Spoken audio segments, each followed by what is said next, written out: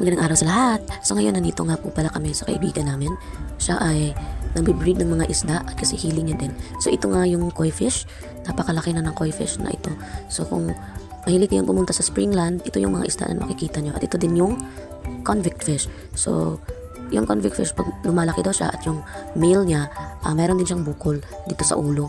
So katulad ng flower horn, kung familiar kayo sa flower horn, nagbubukol din yung ulo. At ito yung swordtail na isda. So maganda ito pag wala kayong aerator sa bahay nyo kasi hindi siya sensitive. Pwede siyang ilagay lang sa aquarium nang hindi naka-aerator at mabilis din siyang dumami. Maganda siyang tingnan kasi para siyang maliit na koi fish. Orange, tsaka hindi siya sensitive. So maganda ito para sa mga first timers. Katulad ng ibang isda, kailangan mo talaga ng aerator or flowing yung tubig para talagang maganda yung grow nila. Pero merong mga isda na hindi kailangan ng aerator. So ito yung swordtail at saka yung mga gapi. Ito yung gapi. Ito yung black, hindi ko talaga alam kung ano yung pangalan niya, pero ito yung gapi. So pwede din siyang walang aerator, pwede mo lang siyang ilagay sa aquarium nyo at hindi din siya sensitive, so good for first timer. So ito yung breeding area ng kaibigan namin. Yan, so matagal na siyang nabibreed ng isda kasi hilig niya din. So kung gusto nyo mag-breed ng isda, siguraduhin nyo talaga na hilig nyo, kasi pag hindi nyo kasi hilig, hindi talaga nyo mai-enjoy ang pag-breed ng mga isda. Tsaka hindi din talaga madali ang mag-alaga ng mga ganito kasi matrabaho din.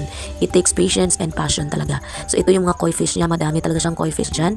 At meron din siyang mga ibang mga isda. So yun yung breeding area niya, nasa bakuran niya lang. Malaki kasi yung bakuran niya, so yung mga vacant na bakuran niya ginawa niyang breeder place. So ito yung parang nandito yung mga koi fish at ito yung shark yan. So maganda, ganda. Ang laki talaga niya in person.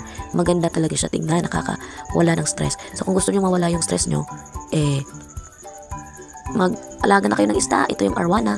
So ang arwana is it's good for your health benefit daw. So kung gusto nyong maging malakas, maging maganda yung health nyo, pwede kayong mag-alaga ng ganitong isda, yung arwana. So yan, ang laki-laki na yan. Siguro ano na yan, mga half meters yan. Ang ganda niya lang. So, yun lang. Kung gusto nyo umorder, PM me.